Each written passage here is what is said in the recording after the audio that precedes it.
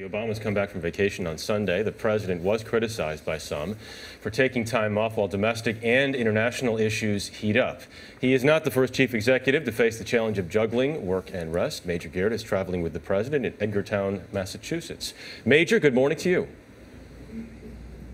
Good morning. No modern American president ever enjoys a carefree vacation. Global hotspots, domestic problems frequently intrude, and that has certainly been the case here on Martha's Vineyard. But President Obama, as all presidents must, has found time to unwind. President Obama played his 8th round of vacation golf yesterday, swinging freely and shaking hands leisurely along the fairway. Across the world, the battle for Iraq intensified. Israel and Hamas exchanged rocket fire.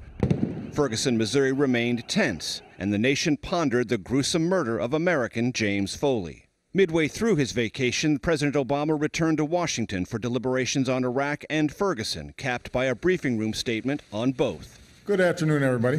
In addition to golf, the president's vacation scorecard includes 3 dinners out, 2 beach days, 1 bike ride, a jazz concert, and a fundraiser for Senate Democrats. Not to mention a 5-hour bachelor party Monday in the Washington home of former White House chef Sam Cass. But Mr. Obama was hardly invisible, addressing the nation on Iraq 3 times, Ferguson twice, and on the implications of Foley's beheading. We will be vigilant and we will be relentless. When people harm Americans anywhere, we do what's necessary to see that justice is done. Every presidential vacation is a contradiction. Nancy Reagan once quipped, "Presidents don't get vacations, they just get a change of scenery."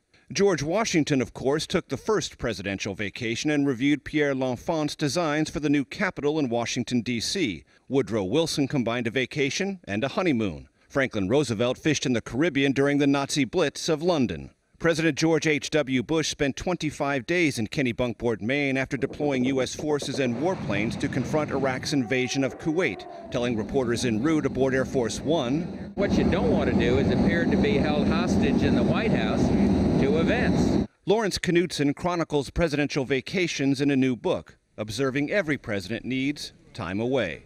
All of them have found something like golf takes their mind off the troubles of the world, and they report leaves them fresher and better able to deal with the job ahead.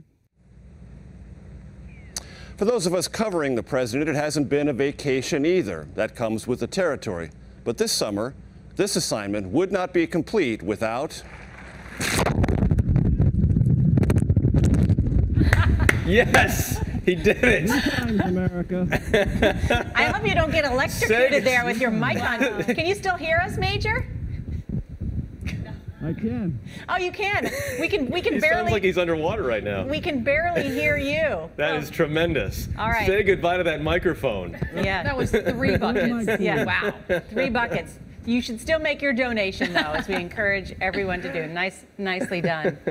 You know, that was an interesting piece that Major did about presidents and vacations, because the president, Obama, took a lot of flack for paying golf immediately after talking about the death of James Foley. And President Bush, George W. Bush, got in a lot of hot water when he, after denouncing a suicide bombing, then went and played golf and said, "Now watch my drive." And then he didn't play golf for the rest of his presidency after that because of the optics of it. Right. The first President Bush made that point, too. You also can't appear to be held hostage to events. Yeah, the debate will continue on that.